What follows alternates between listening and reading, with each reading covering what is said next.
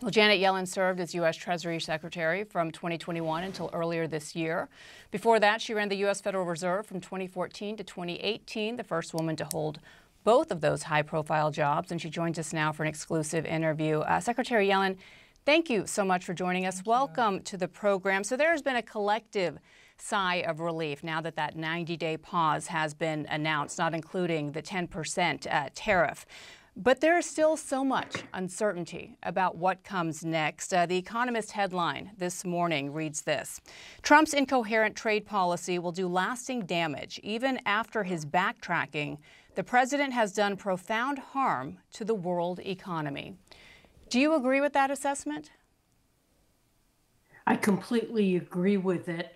Of course, it was a relief that the reciprocal tariffs that would have affected more than 180 countries, that a pause was placed on those.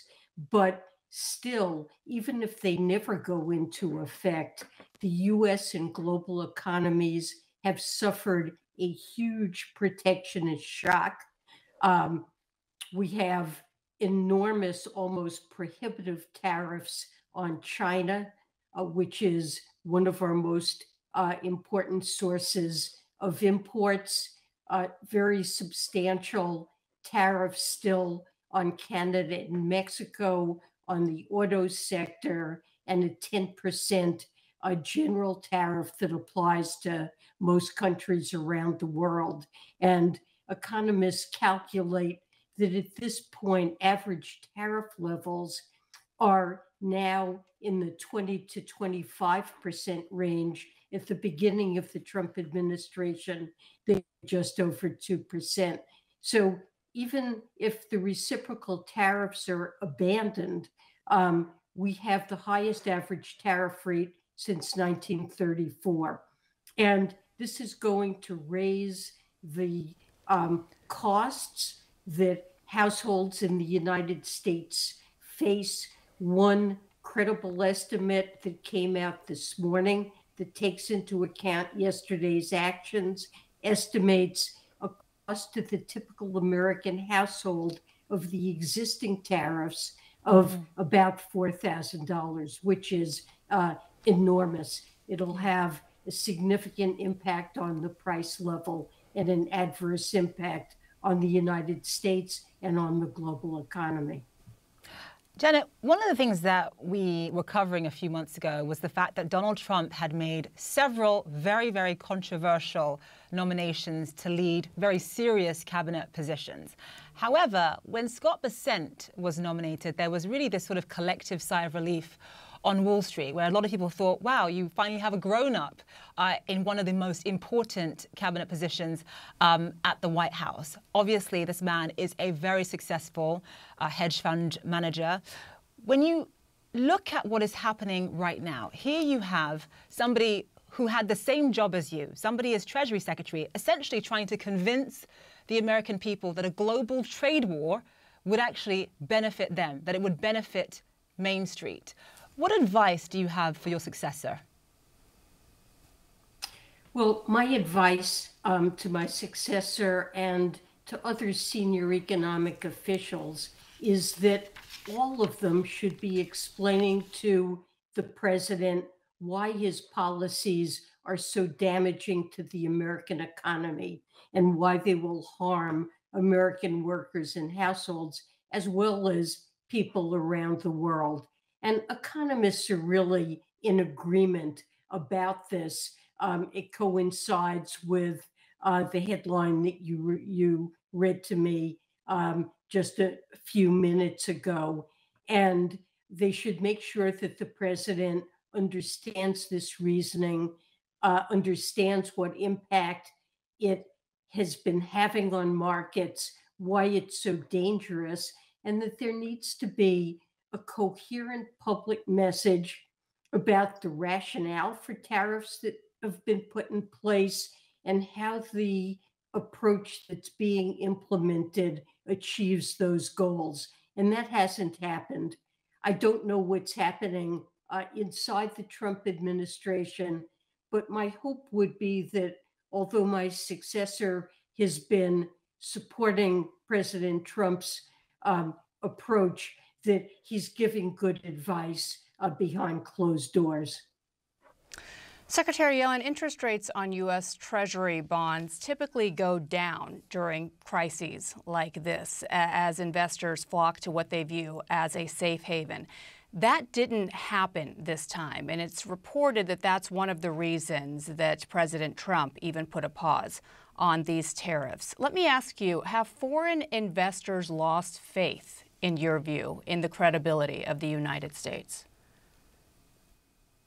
Well, I think they're asking hard questions about the credibility of U.S. policy and what role the U.S. will have going forward in the global economy, whether or not we'll have predictable economic policy and remain a strong positive global force. And we saw that playing out over the last several days. As you mentioned, normally when uncertainty is so high as it is now, people go to safe havens. They want to be more secure, and they buy safe haven assets. And treasuries, U.S. treasuries, are the classic safe haven asset.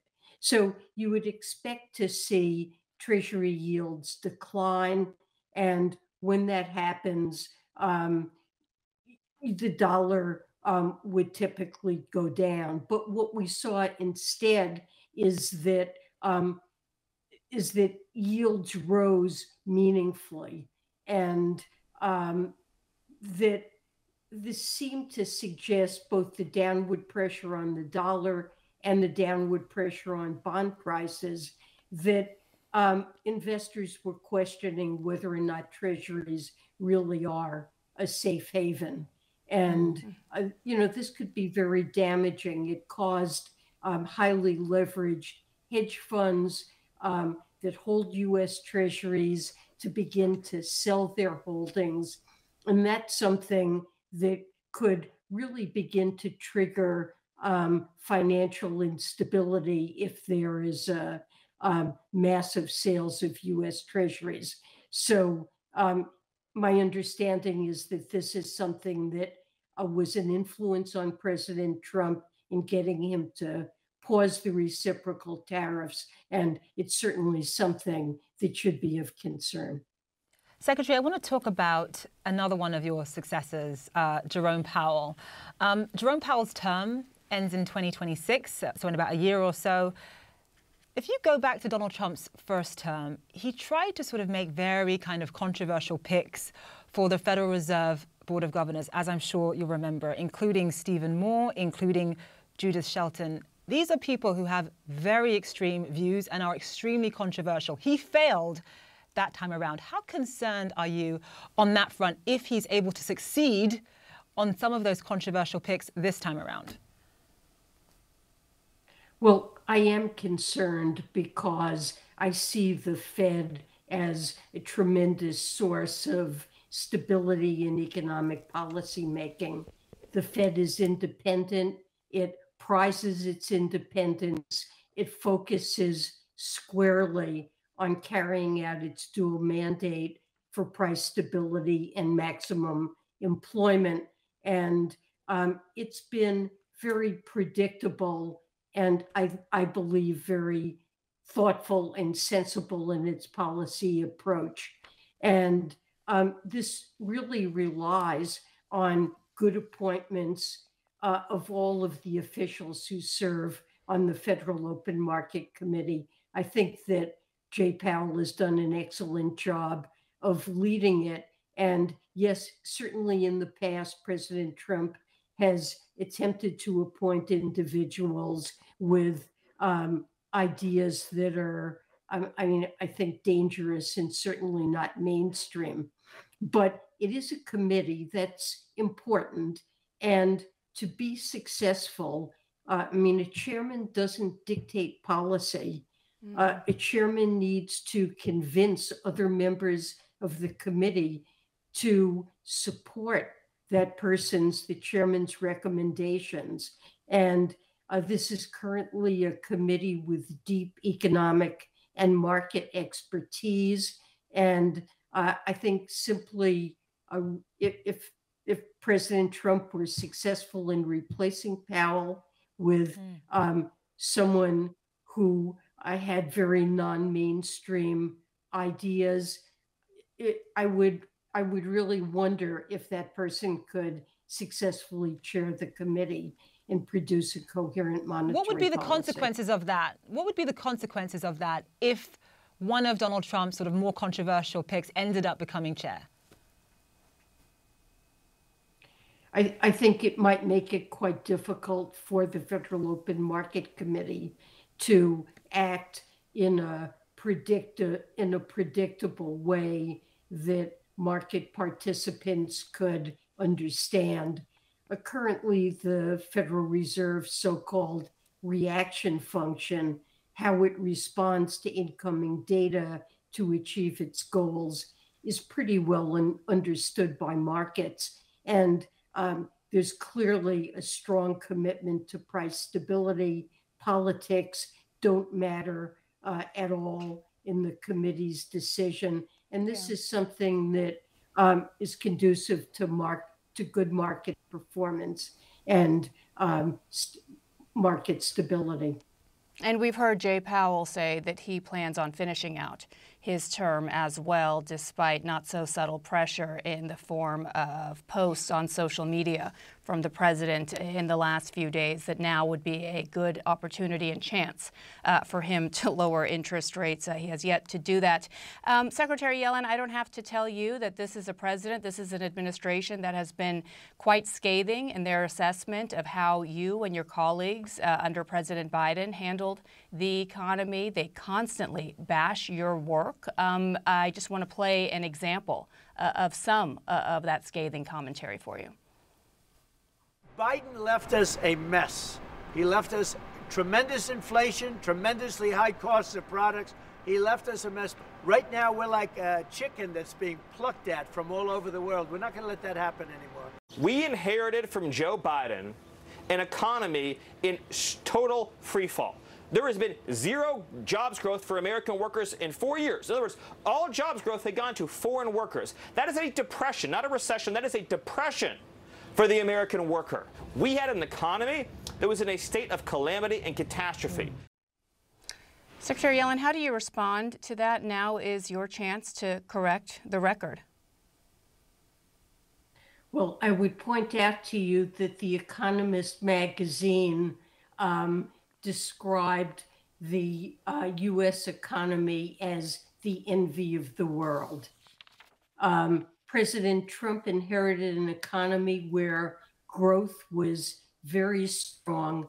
The labor market was functioning very well with low unemployment and outstanding record of job creation, the absolute opposite of the clips that you just played. And inflation, while not yet at the Fed's 2% goal, was coming meaningfully down. And even this morning, we saw a CPI report that doesn't yet contain any evidence of a tariff effect and showed remarkably low inflation, getting closer and closer to the 2% goal. So we had a very well-functioning economy, and President Trump has taken a wrecking ball to it.